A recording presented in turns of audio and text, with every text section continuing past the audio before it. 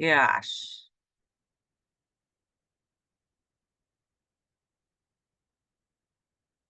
Crazy.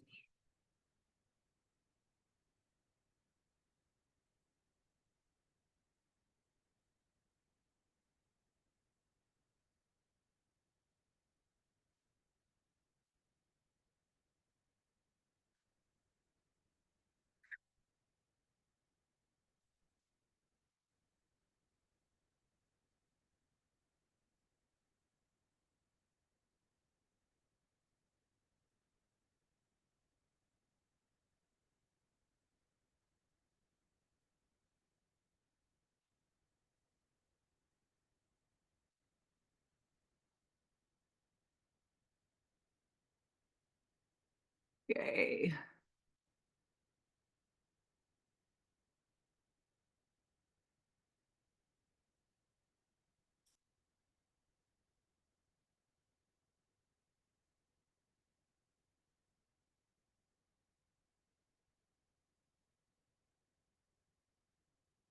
Good morning. Good morning. I am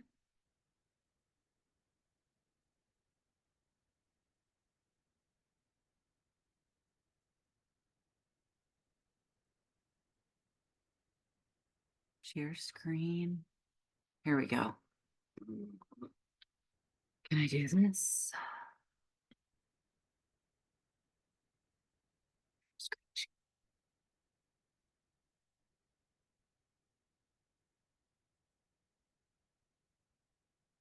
Show thumbnail. Good morning. Good morning. Good morning. Yes, this is definitely meant to be a listen along, and you can come in and go whenever you need to.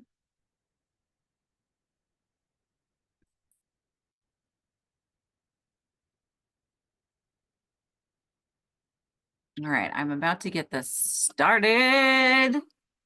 Get this one started. All right.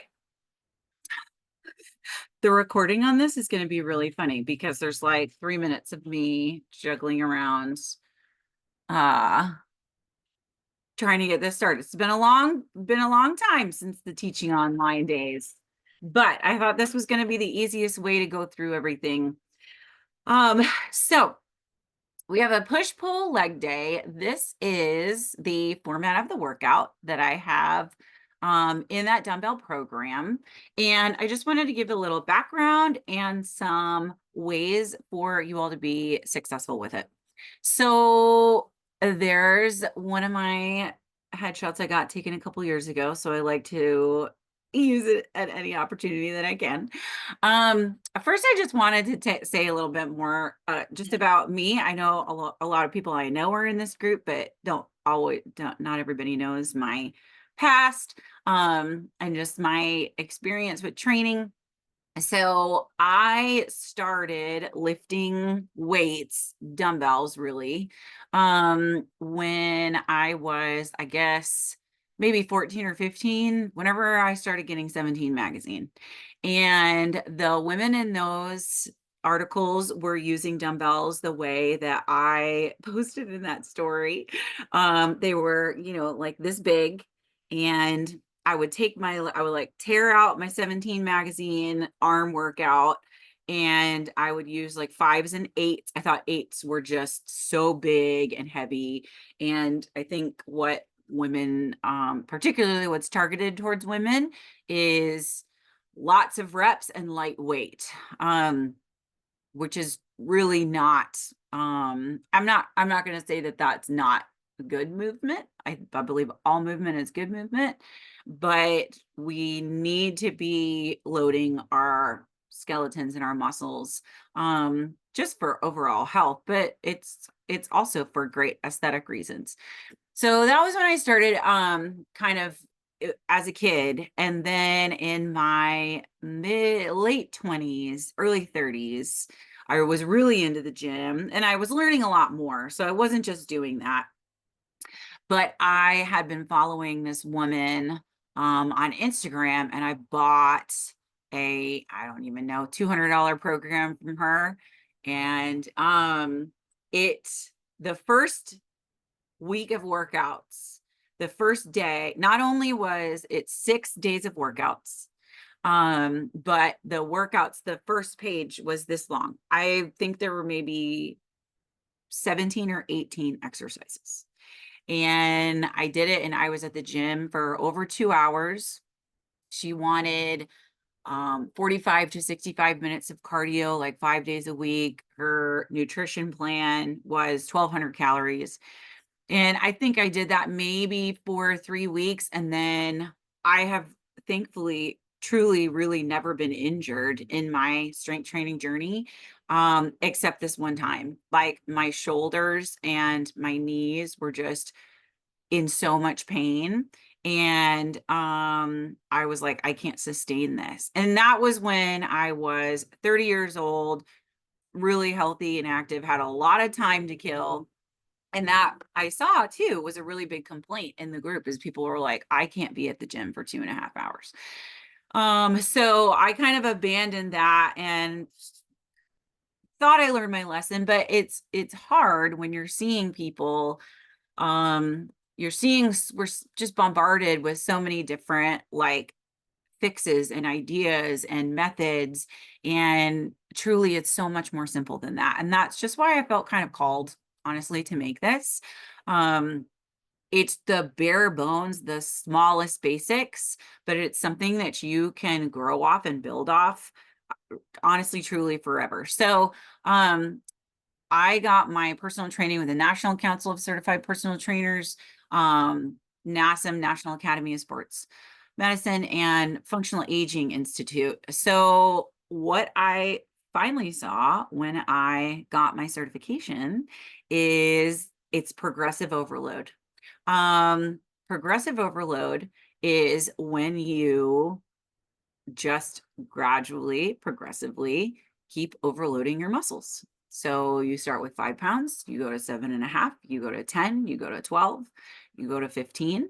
The only true like trick with that is how you do it. So you're not always going to do, our phase 1 is 4 sets of 10 to 12 exercises. And then how you get stronger, you don't just go from lifting 10 pounds, 4 sets, 10 times. You don't just start doing 15, right? So that's where the little bit of method comes in. But at the end of the day, like the science is you get stronger and you are going to add a little bit more weight. This doesn't make you bulky.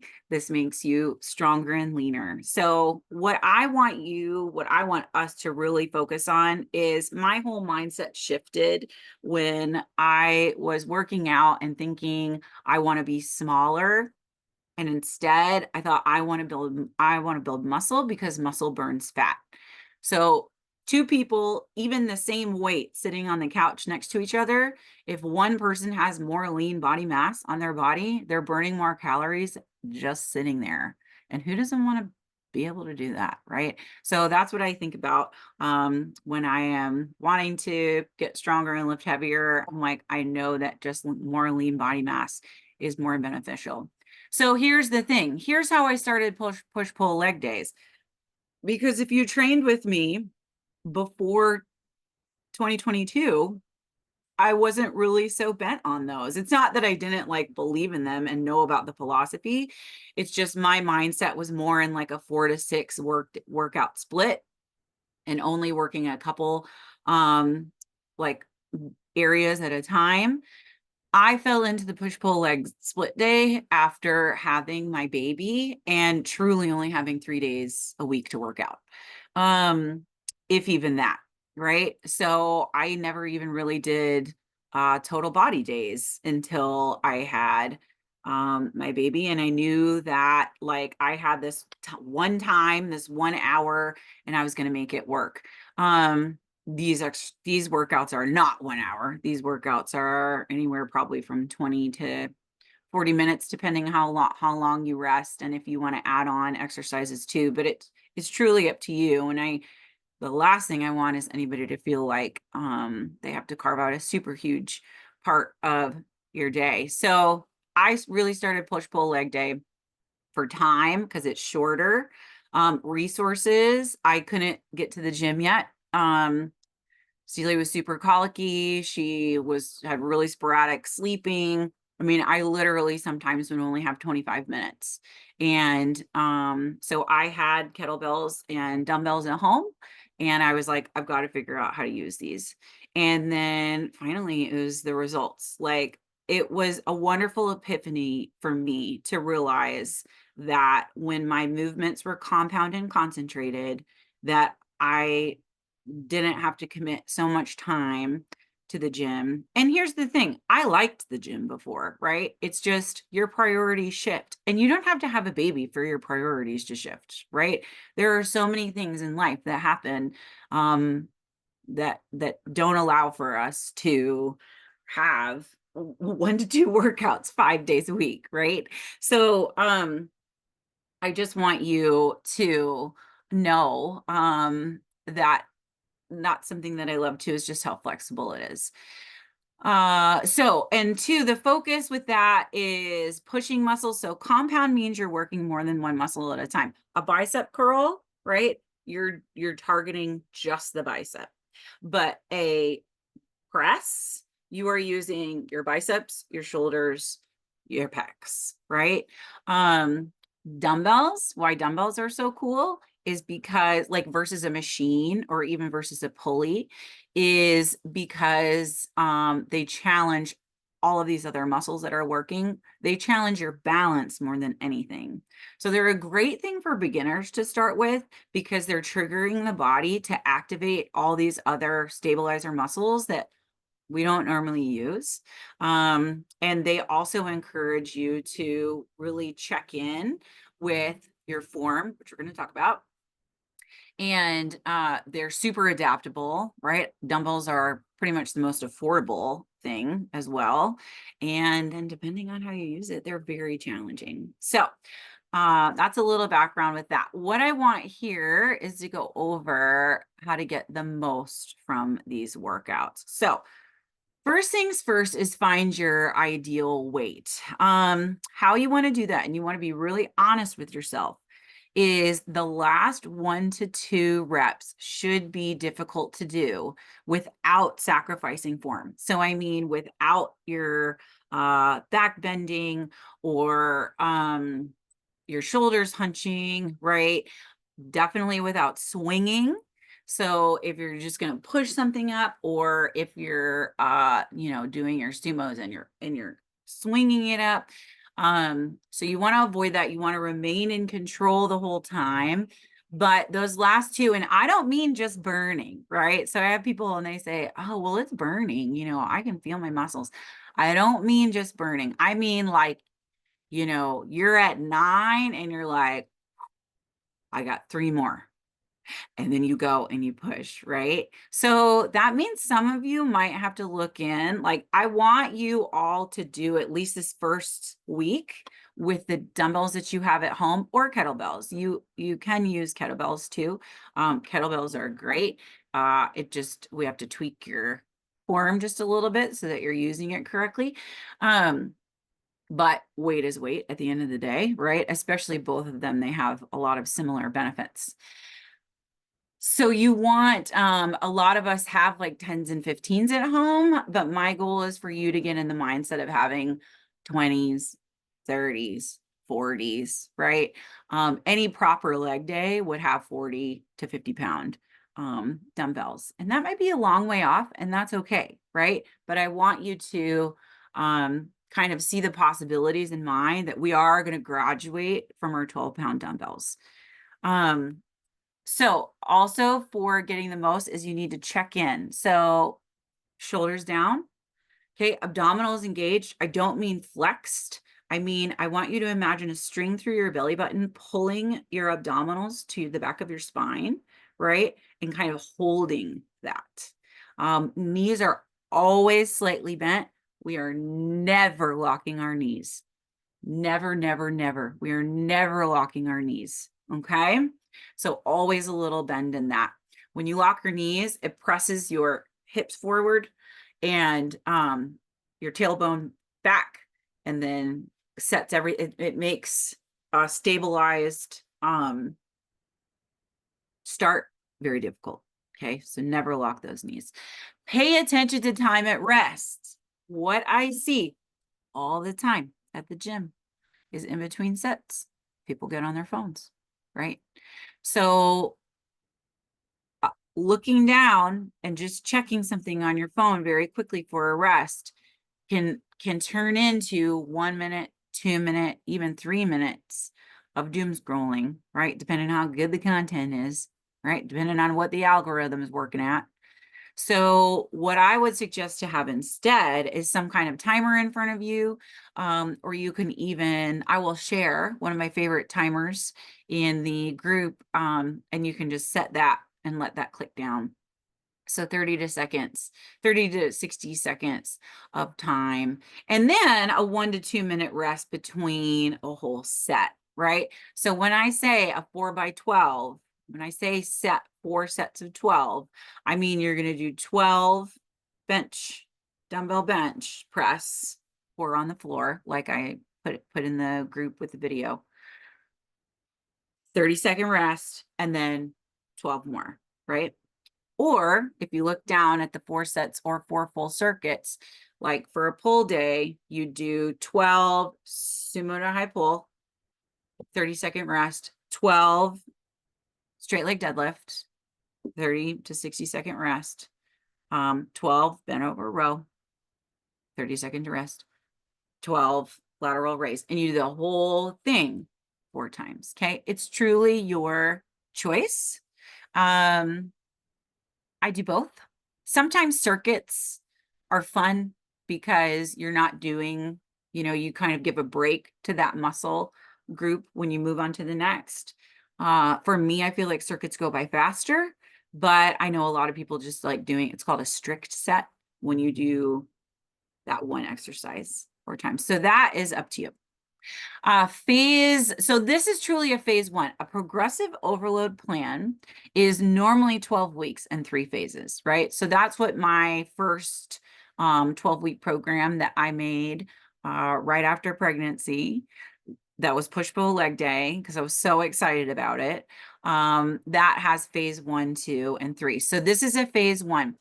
Your main goals for a phase 1 progressive overload is muscle growth and proprioception, which is such a fun word to say. And it is really not recognized enough. What proprioception means is it's your body's ability to learn new movement, right?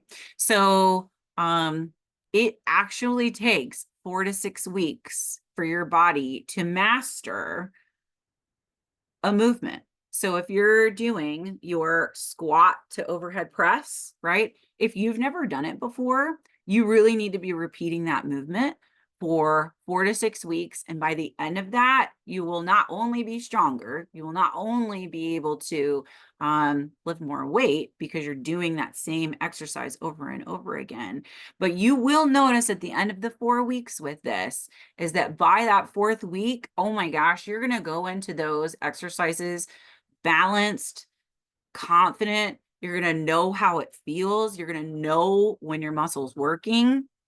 That is proprioception. That is when our body really recognizes, honestly, the world around it when it moves a certain way.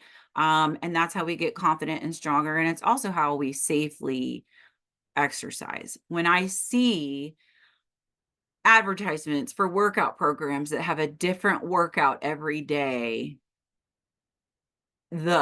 like in my mind, a flashing red flag of injury comes in my head, because that's how it happens, right? When you're just jumping in and you're doing all this different stuff that you've never done before, day after day after day, sure, you're sore and you feel like you're working out, but you're not building on what you have to get results. So 2, it's always a mix of compound and balance challenging moves. So anytime you see those one-legged moves, the Bulgarian split squat, the half kneeling overhead press, those are balance challenging moves. And even though you're only lifting one dumbbell, they're hard. Okay. So give yourself grace, give yourself patience, and remember how important stabilizing those core muscles are going to be. People forget when doing lunges that when you stabilize that stomach and you have those shoulders down, right? And you have your neck in line with your spine, that's all going to help with balance. It's not just in the glutes. All right. Even when I teach spin and we're going to go in for a sprint, I say, tighten up those abdominals, right? Really squeeze into those and let those be a part of it. And your legs move faster, right? So it's a whole body thing. I want to talk a little bit about cardio. I did not put this on the program, but I want us to think in 3 and 4, right? So we have 3 workouts a week. There are 4 exercises per workout. I wanted to kind of stay in that motto. I want you to add in a minimum of 3 to 4, right? Walks a week, 30 to 40 minutes long. If you are at the gym or you have access to a treadmill, then put it at 3.0 miles per hour and the highest incline you can. All right. Low impact, steady state, high incline walking is a huge bang for your fat burning cardio buck. All right. People are astounded when they do it and they realize they're actually burning as much, if not more calories doing that than jogging flat. So speed is truly not the issue. What it is variability. If you are not, if you don't have a treadmill, or if it's a beautiful day and you want to go outside, then obviously try to find a hill. Or if you are like, dude, I can't, I have to walk around my neighborhood. My neighborhood is, even though I'm in the mountains, I'm in the valley and it's super flat. So different things you can do is vary up your pace, try to go a little faster, pull it back a little slower, wear a weighted vest, or just honestly a backpack with some rocks in it. Push something, right? Push a stroller, but try to mix it up a little bit. All right. Try to choose a terrain that's a little varied. At the end of the day, anything is better than nothing. All right. So kind of experiment with it. Bring a friend, right? Bring your dog. But the thing that I think we don't do enough is you got to walk brisk, right? You got to walk like you're a little kid at the pool and you want to beat everybody at the snack stands, and you got to walk so quickly that the lifeguard won't blow his whistle at you until you stop running. Okay. That's the way you got to walk. You with me? That's what comes to my mind.